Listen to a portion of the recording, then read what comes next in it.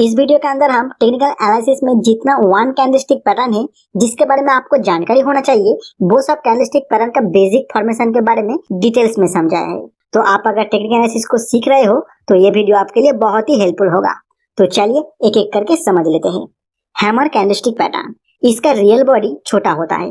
Body का colour red green यानी bearish bullish कुछ भी हो सकता है। इसका लोअर शैडो रियल बॉडी के कंपैरिजन में एटलीस्ट 2 गुना बड़ा होना चाहिए। इसमें अपर शैडो बहुत ही छोटा रहता है या फिर रहता ही नहीं है।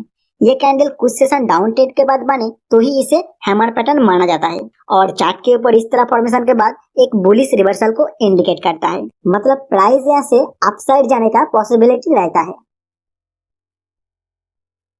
हैंगिंग मैन कैंडलस्टिक पैटर्न, इस पैटर्न का फॉर्मेशन हैमर पैटर्न जैसा सेम है। इसको हैमर पैटर्न से डिफरेंशिएट करता है इसका बनने का पोजीशन। हैमर पैटर्न जैसा कुछ सेशन डाउन ट्रेंड के बाद बन रहा था वैसे ही हैंगिंग मैन कुछ सेशन अप ट्रेंड के बाद बने तो ही इसे हैंगिंग मैन पैटर्न माना जाता है और चार्ट के ऊपर इस तरह फॉर्मेशन के बाद एक बेयरिश रिवर्सल को इंडिकेट करता है, मतलब प्राइस यहाँ से डाउन साइड जाने का पॉसिबिलिटी रहता है।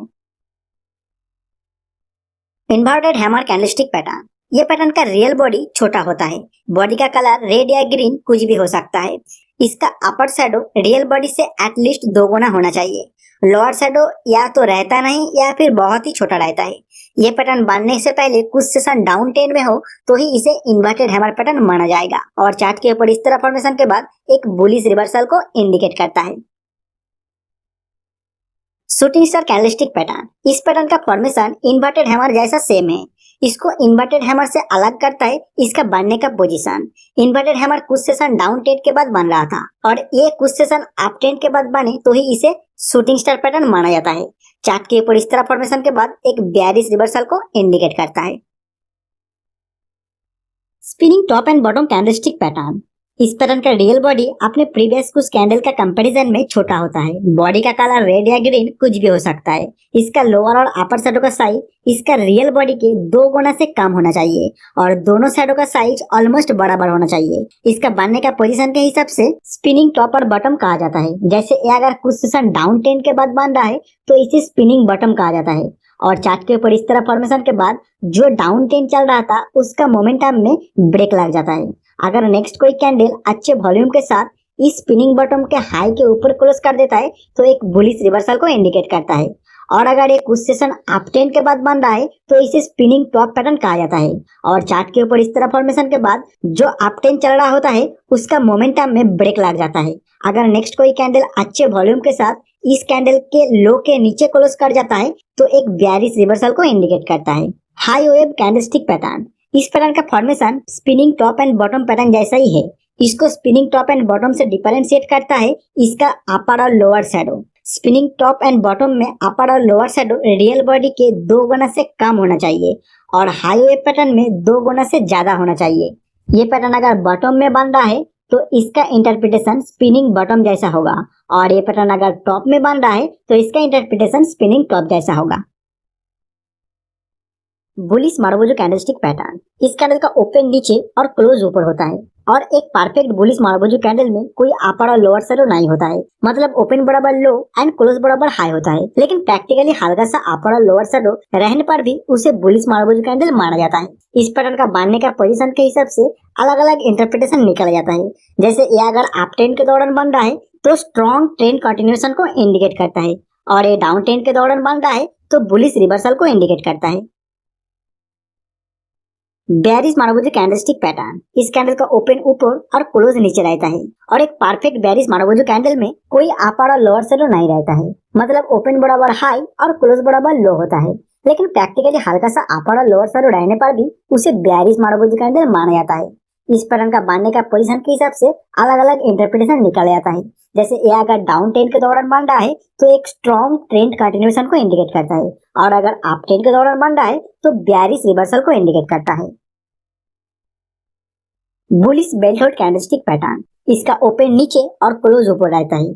इसमें लोअर शैडो नहीं होता है, अपर शैडो बॉडी के कंपैरिजन में छोटा सा रहता है और ये पैटर्न बनने का पोजीशन के हिसाब से बुलिश मारुबुजू कैंडल जैसा सेम इंटरप्रिटेशन निकाला जाता है। Bearish belt hold candlestick pattern, इसका ओपन ऊपर और क्लोज नीचे रहता है। इसमें अपर शैडो नहीं होता है। लोअर शैडो बॉडी के कंपैरिजन में छोटा सा रहता है और ये पैटर्न बांधने का पोजीशन के हिसाब से बेयरिश मारुबुजू कैंडल जैसा सेम इंटरप्रिटेशन निकाला जाता है। डोजी कैंडलस्टिक पैटर्न, इस कैंडल का ओपन और क्लोज प्राइस सेम पॉइंट पर होता है और इसमें अपर और लोअर शैडो नहीं होता है। मतलब ओपन हाई लो क्लोज चारों प्राइस एक ही पॉइंट पर है, इसीलिए इसको फोर प्राइस डोजी भी कहा जाता है। तो अभी आपका डोजी कैंडल का कंसेप्ट समझ आ चुका है। तो यहाँ से हम डोजी कैंडल का अलग अलग टाइप को समझेंगे। मतलब इसी डोजी कैंडल में अपर और लोअर शैडो का साइज और पोजीशन के हिसाब से इसको अलग अलग टाइप में डिवाइड किया जाता है, वो सबको देखेंगे। लेकिन सभी टाइप में एक चीज कॉमन होगा, उसका ओपन और क्लोज एक ही पॉइंट पर रहेगा। तो चलिए अलग अलग डोजी को देख लेते हैं। स्टैंडर्ड डोजी कैंडलस्टिक पैटर्न, इसका ओपन और क्लोज सेम प्राइस पॉइंट पर होता है। इसका अपर और लोअर शैडो छोटा होता है एंड ऑलमोस्ट साइज में इक्वल रहता है। इस पैटर्न बांधने का पोजीशन के हिसाब से इंटरप्रिटेशन निकाला जाता है। जैसे ये अगर डाउन टेन के दौरान बन रहा है तो जो डाउन टेन चल रहा था उसका मोमेंटम में थोड़ा ब्रेक लग जाता है और नेक्स्ट कोई कैंडल हाई वॉल्यूम के साथ इसका हाई के ऊपर क्लोज कर देता है तो बुलिश रिवर्सल को इंडिकेट करता है। और ये अगर अप टेन के दौरान बनता है तो जो अप टेन चल रहा था उसका मोमेंटम में थोड़ा ब्रेक लग जाता है। फिर नेक्स्ट कोई कैंडल हाई वॉल्यूम के साथ इसका लो के नीचे क्लोज करने पर बेयरिश रिवर्सल को इंडिकेट करता है। Long leg doji candlestick pattern, इस कैंडल का फॉर्मेशन स्टैंडर्ड डोजी जैसा ही होता है, लेकिन इसका अपर और लोअर शैडो लॉन्ग होता है जो इसको स्टैंडर्ड डोजी से अलग करता है। बाकी इसका बांधने का पोजीशन को देखते हुए स्टैंडर्ड डोजी जैसा ही इंटरप्रिटेशन निकाला जाता है। Dragon fly doji candlestick pattern, इस कैंडल का ओपन और क्लोज सेम पॉइंट पर होता है। इसका लोअर शैडो रहता है, अपर शैडो नहीं होता है। यह अगर डाउन ट्रेंड के दौरान बन रहा है तो बुलिश रिवर्सल को इंडिकेट करता है और अगर अप ट्रेंड के दौरान बन रहा है तो बेयरिश रिवर्सल को इंडिकेट करता है। ग्रेपस्टोन डोजी कैंडलस्टिक पैटर्न, सभी डोजी की तरह इसका भी ओपन और क्लोज सेम पॉइंट पर होता है। इसका अपर शैडो रहता है, लोअर शैडो नहीं होता है। यह अगर डाउन ट्रेंड के दौरान बन रहा है तो बुलिश रिवर्सल को इंडिकेट करता है और अगर अप ट्रेंड के दौरान बन रहा है तो बेयरिश रिवर्सल को इंडिकेट करता है। तो जितना भी वन कैंडलस्टिक पैटर्न के बारे में आपको बेसिक जानकारी होना चाहिए इस वीडियो के थ्रू आपको मिल गया।